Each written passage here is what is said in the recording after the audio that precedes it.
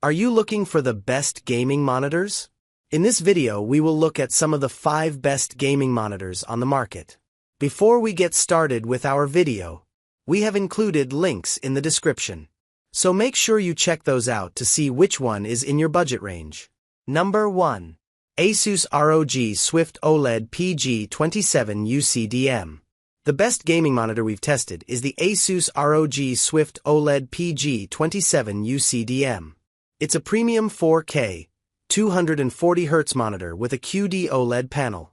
It provides both outstanding picture quality and fantastic gaming performance.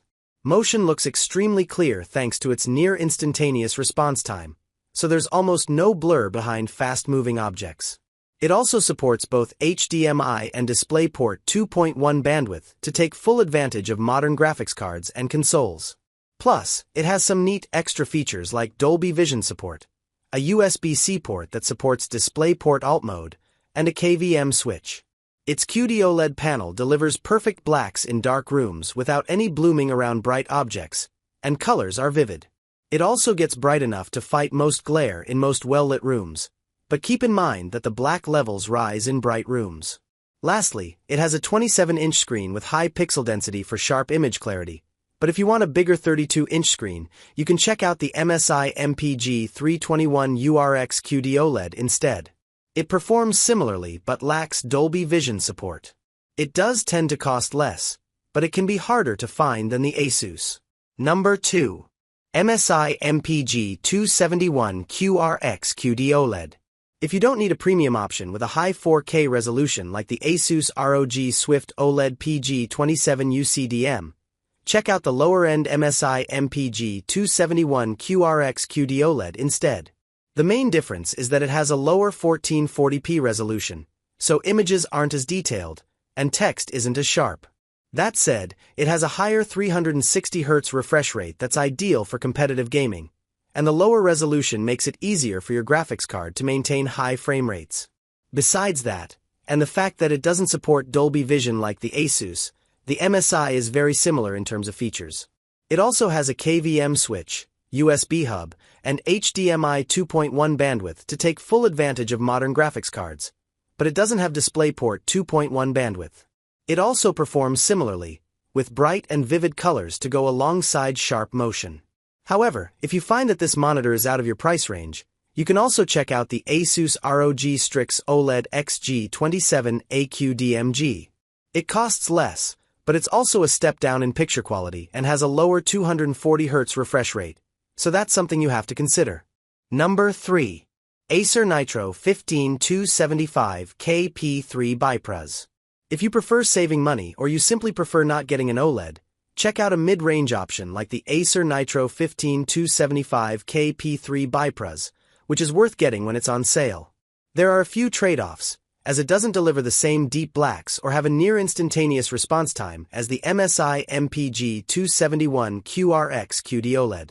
That said, its motion handling is still consistently good across its VRR range, so there isn't much blur with fast-moving objects.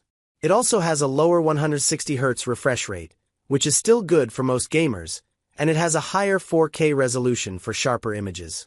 On top of its gaming perks, it has good picture quality whether you're gaming in SDR or HDR.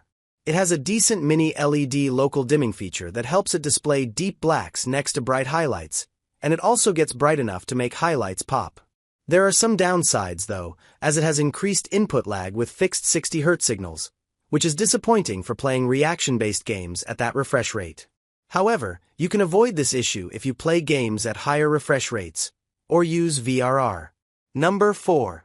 AOC Q27G3XMN.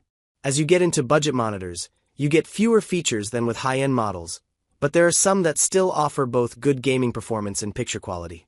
That's the case with the AOC Q27G3XMN, which is one of the few low-cost monitors to have mini LED backlighting, like the Acer Nitro 15275KP3 BiPrez.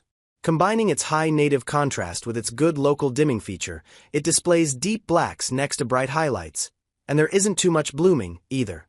It also gets very bright, so highlights pop against the rest of the image, which helps provide good HDR picture quality. However, there are a few trade-offs versus the Acer, as it has a lower 1440p resolution, so images aren't as detailed. While it has a fast response time without much blur behind fast-moving objects, it has some black smearing, which is one of the downsides of its VA panel. It doesn't have HDMI 2.1 bandwidth to take full advantage of modern gaming consoles either, but overall, it's still a great choice for most gamers. Number 5.